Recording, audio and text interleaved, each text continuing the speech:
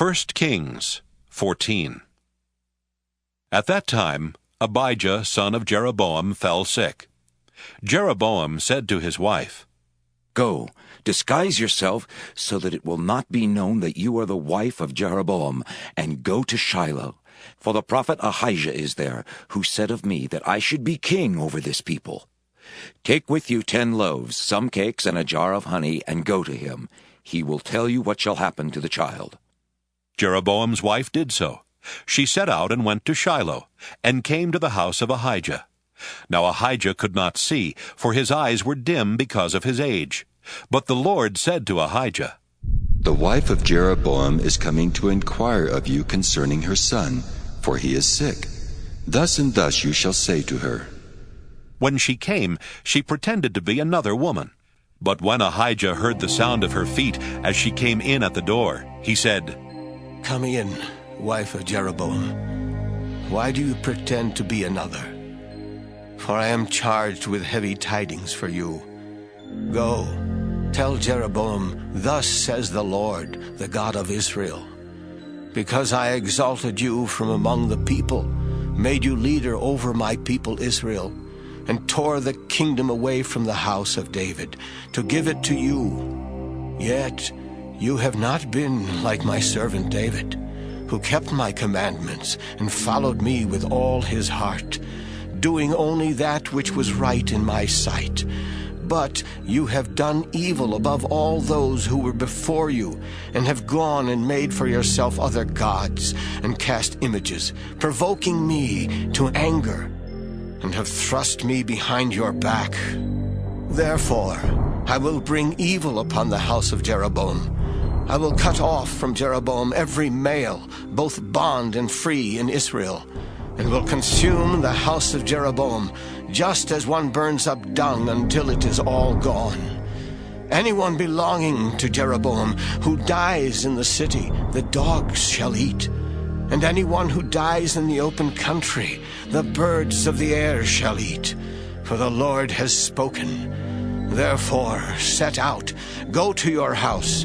When your feet enter the city, the child shall die.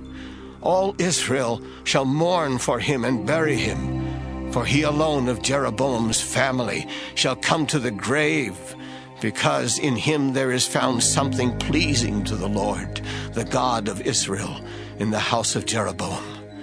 Moreover, the Lord will raise up for himself a king over Israel, who shall cut off the house of Jeroboam today, even right now.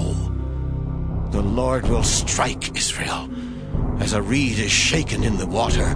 He will root up Israel out of this good land that he gave to their ancestors, and scatter them beyond the Euphrates, because they have made their sacred poles, provoking the Lord to anger. He will give Israel up because of the sins of Jeroboam, which he sinned and which he caused Israel to commit." Then Jeroboam's wife got up and went away, and she came to Tirzah.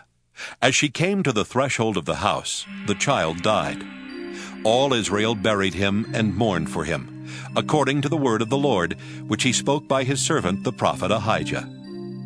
Now the rest of the acts of Jeroboam, how he warred and how he reigned, are written in the book of the annals of the kings of Israel. The time that Jeroboam reigned was 22 years. Then he slept with his ancestors, and his son Nadab succeeded him.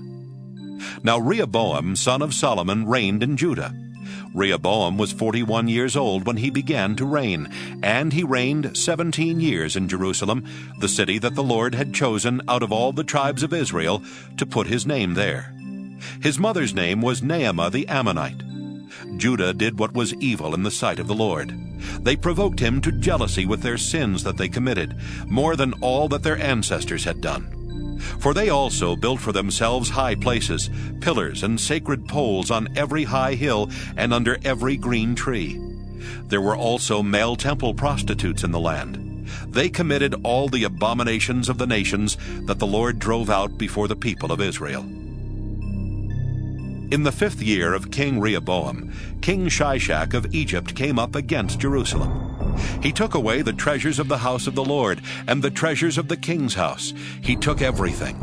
He also took away all the shields of gold that Solomon had made. So King Rehoboam made shields of bronze instead, and committed them to the hands of the officers of the guard, who kept the door of the king's house. As often as the king went into the house of the Lord, the guard carried them and brought them back to the guard room. Now the rest of the acts of Rehoboam, and all that he did, are they not written in the book of the annals of the kings of Judah? There was war between Rehoboam and Jeroboam continually.